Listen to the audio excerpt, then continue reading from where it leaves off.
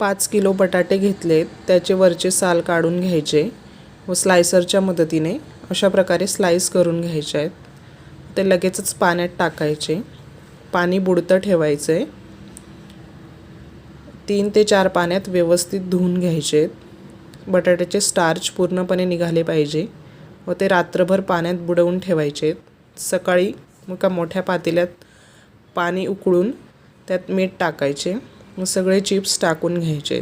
झाकून साधारण 20 मिनिटं शिजवून घ्यायचे. अर्धवटच शिजवायचे, जास्त शिजवायचे नाही आहेत. त्यातले पाणी निथळून उन्हात वाळवून घ्यायचे.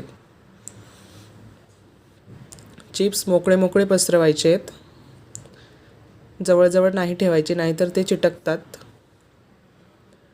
आता मी तुम्हाला तळून दाखवते. बघा कसे मस्त असे फुलत आहेत.